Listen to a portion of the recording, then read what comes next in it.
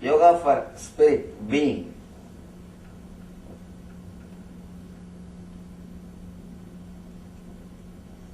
As a being, the being level, you don't need any separate meditation or yoga. All our yoga or meditation is to reach that level. That's all. If you can experience that level or stay in that level, you don't need any meditation or yoga. The aim of the yoga is reaching the level of being or the spirit.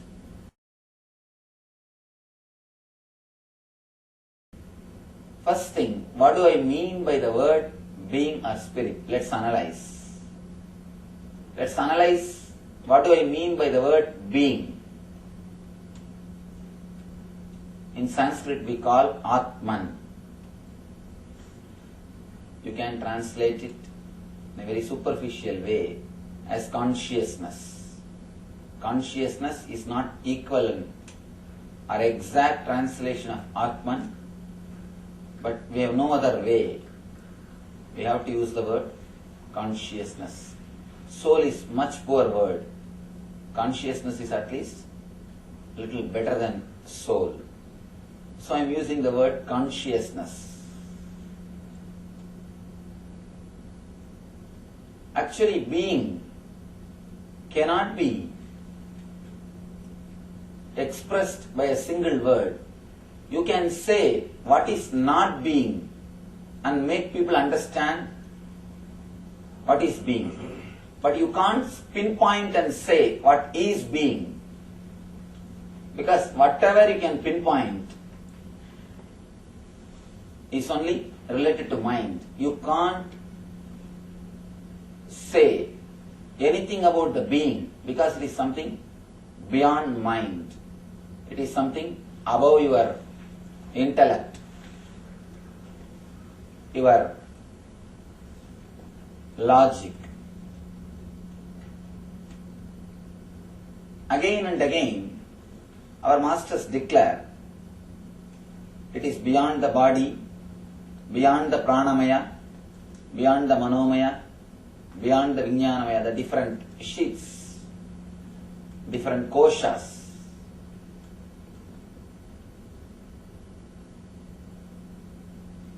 You have 5 bodies according to our Upanishads, are the 5 part of your being. First thing, physical body, which you are having, made out of flesh and bones, you know.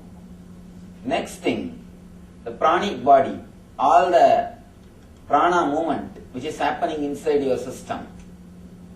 Inhaling, exhaling, all the other prana movements in your system. Third thing, your inner chattering, that is called manomaya. Fourth thing, the deep sleep state, what they call vijnanamaya, which you experience at the time of deep sleep. Fifth thing, anandamaya, of course, which you experience very rarely when your mind is totally in peace, when your mind is totally in silence. It is very rare people experience this Anandamaya Kosha. It's like if you are continuously asking for something, for example a sweet, particular sweet, continuously you are thinking about it. You want to have it. You are working for it. Suddenly one day you get that sweet.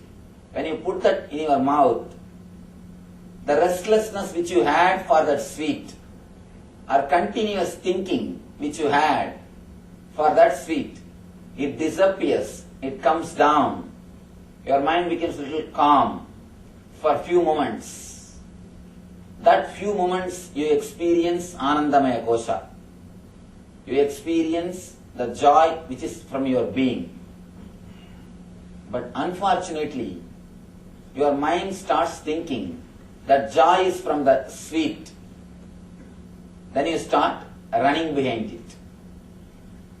You think If you create a same situation or a same atmosphere, you will be able to experience the same joy. If that is the case, continuously the sweet must give you the same joy, but it is not giving. 4 sweets, okay. 5th, it's all right. 6th, you say, I think no, too much. 7th, you try to escape from it. If it is from the sweet, it must only continue or grow. If it is from particular space or particular situation, it must continue or grow, but it is not our experience. Sometimes you go to the beach, you feel sudden peace, calmness in your mind. If you think, oh, the beach is associated with peace and calmness, try to go every day, but you start experiencing. You will sit there and start your regular worries. That's what I always tell people.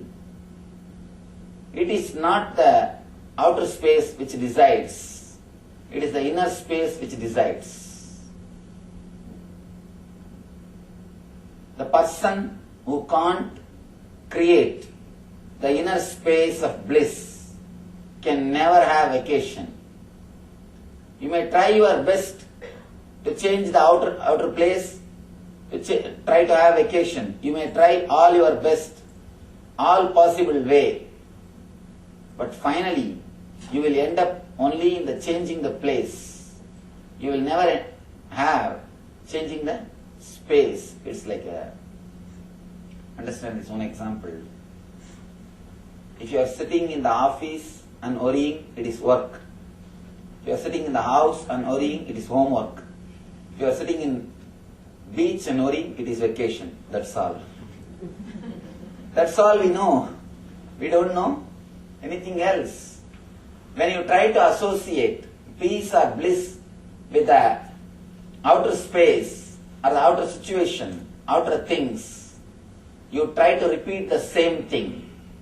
But you will not have the same calmness, same joy, same peace, same ananda from that space, from that thing again and again.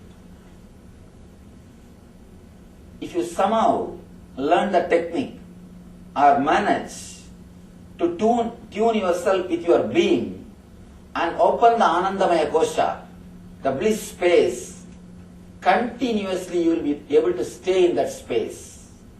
Continuously staying in that space is what I call Nitya Ananda, the eternal bliss.